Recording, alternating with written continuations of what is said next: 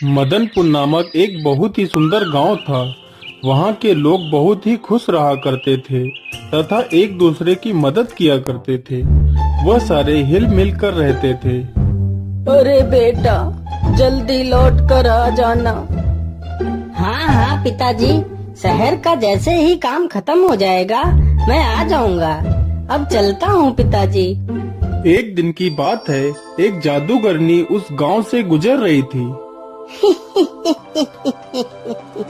इतनी सुंदर नगरी तो मैंने कभी नहीं देखी।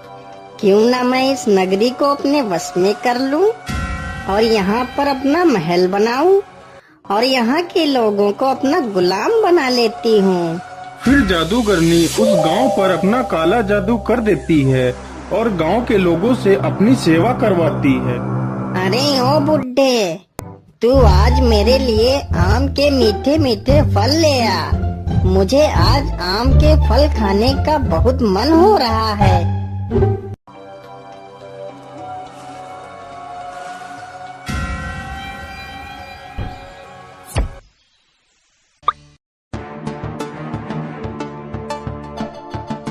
अरे पिताजी, देखो मैं आ गया।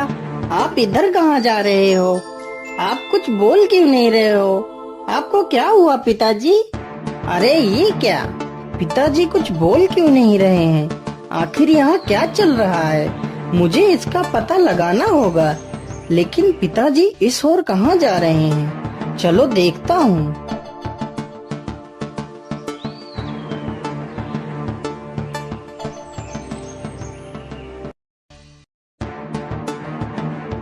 अरे बुड्ढे, तू आम ले आया? चल रख दे इधर और दूसरा काम कर जाके। अरे यहाँ क्या चल रहा है? ये औरत कौन है? मुझे साधु बाबा के पास जाकर पूछना चाहिए। बाबा आंखें खोलो बाबा, बाबा मेरी मदद करो, बाबा उठो। क्या हुआ बेटा, तुम इतना शोर क्यों मचा रहे हो? तुम्हें क्या समस्या है? बाबा, हमारे गांव के लोगों को क्या हो गया है? मेरे पिताजी को क्या हो गया है? वो मुझे पहचान क्यों नहीं रहे हैं? और बाबा, महल में वो औरत कौन है? जब मैं यहाँ से शहर गया था तो यहाँ पर कोई महल नहीं था। ये सब अचानक से क्या हो गया है बाबा? मैं कुछ समझ नहीं पा रहा हूँ।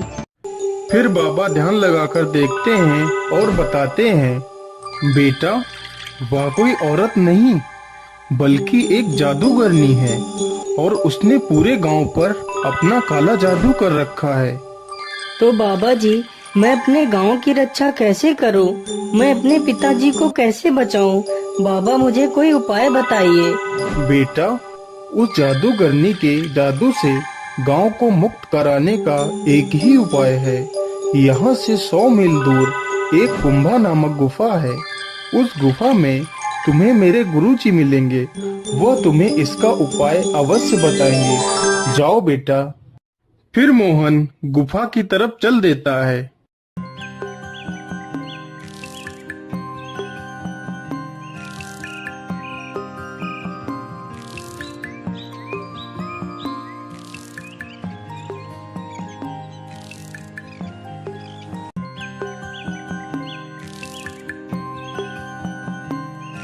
मोहन गुफा में पहुंचकर साधु बाबा को सारी बात बताता है।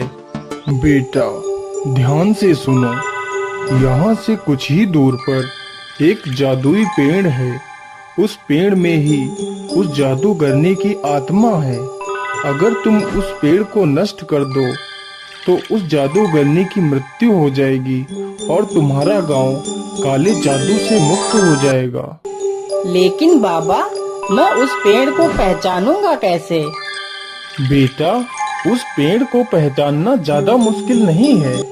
उस पेड़ के चारों तरफ एक अलौकिक प्रकाश जगमगा रहा होगा। ठीक है बाबा, मैं चलता हूँ। मुझे आशीर्वाद दीजिए।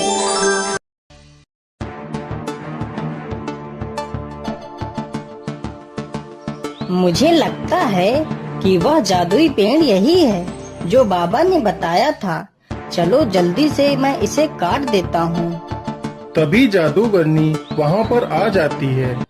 अरे मूर्ख, तू ये क्या कर रहा है? तू इस पेड़ को क्यों काट रहा है? तू इस पेड़ को मत काट, नहीं तो मैं तुझे मार डालूंगी। लेकिन मोहन उसकी एक नहीं सुनता है और पेड़ को काट देता है। पेड़ के नष्ट होते ही जादूगरनी का काला जादू समाप्त हो जाता है और जादूगरनी मर जाती है।